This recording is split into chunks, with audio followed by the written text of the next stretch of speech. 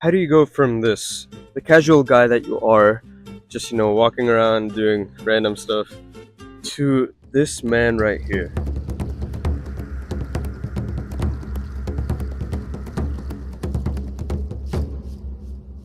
Most people see this and just go, What? You expect me to do this? Because, yeah, between this arrow from normal guy to David Goggins, it just seems impossible. But in between this arrow, there's a lot of steps hidden. You have to start with step one. And like most things, step one is just the basics, the foundation. Most people try and go and do some ginormous feat to start building their discipline, and honestly, that's like trying to build the top of the Empire State Building without even having marked out where the foundation is gonna start. It's like that big like lightning rod or something on top of it. Like, where the hell are you gonna put it? You don't have a building yet. And the foundation is your mind. You cannot expect yourself to do insane feats of physical strength if you give in to the most benign of temptations. So, do you control your mind or does it control you? Here's a way to answer that question. When is the last time you didn't do something because you couldn't be bothered to do it? It was probably something minor. You knew you kind of had to do it, but you knew if you didn't do it, nothing really that bad would happen. Maybe your mom asked you to do the dishes. Maybe you just woke up sleep deprived one day and didn't make your bed. Well, this, my friends, is the secret. It sounds absolutely idiotic, but the starting points all of us have to start with is doing these things that you can't be bothered to do. And those are the keywords. All of your problems that you have with laziness and productivity, they are just symptoms of the main problem. It's that you can't do these minor tasks even though you know you need to.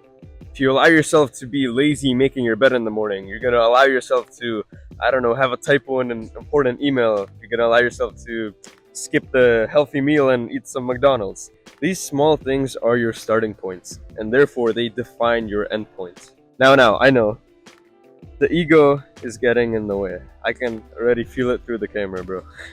Like, yeah, this guy kind of makes sense, but I'm just built different, man. And I know you can feel that because that's how I felt for like 2 years. And then for 2 years, I made like 2% of the progress that I could have made.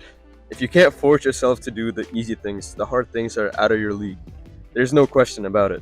Oh, but it's like those easy things don't even matter. Like, I just don't want to do them. And that's the point. You don't want to do them. Well, how are you gonna force yourself to do something actually hard? Just because it's harder, you're gonna think you're gonna put more effort into it? No. Denied. How you do one thing is how you do everything. Here's an action step that if you don't do, you just wasted like the past however long this video was. For the next week, every time you feel a temptation to ignore a super easy task that, I don't know, your mom asked you to do, literally just do it. And yeah, the stereotypical advice of just do it applies here too. And you can actually do it because I'm assuming these are easy tasks. So why wouldn't you follow this? And this actually is harder than it seems because it truly requires presence. It requires you to be present in the moment.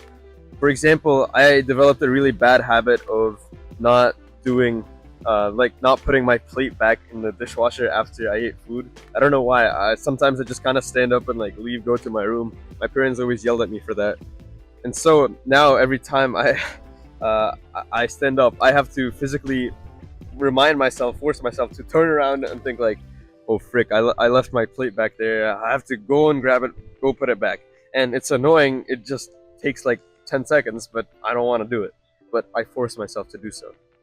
If you already made not doing these easy tasks a habit, it's going to take presence and effort to make doing them a habit. So every time I go back and put that plate back, maybe my discipline increases by like 0.5%. But that's still kind of insane. And then multiply that by like 20 other easy tasks throughout the day. My discipline goes up by like 10%. And obviously it's not linear, but you get what I'm saying. You don't have to do any grand actions to become ultra disciplined. David Goggins wasn't always the legendary David Goggins. He also had to start out running 2 miles, 3 miles, 4 miles before he could go out and run like 200. You start out with doing the dishes, then you just keep building up and up and up until you start doing tasks that ordinary people would think require ultra discipline, but you're just sitting there and thinking, well, this is just a habit for me. And that's how you build up the levels of discipline. When your foundation of how disciplined you are becomes like the top, the maximum discipline level of somebody else, that's how you know you're doing it right.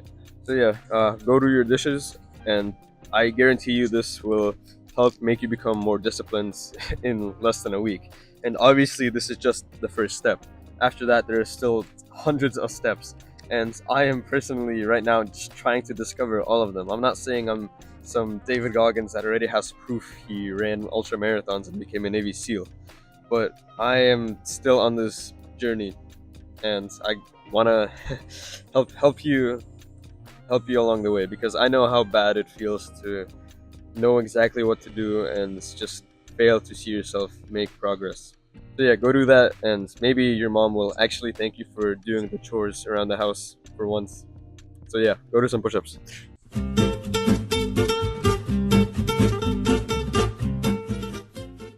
I know your ego is getting, oh Jesus Christ, the winds. Oh my goodness.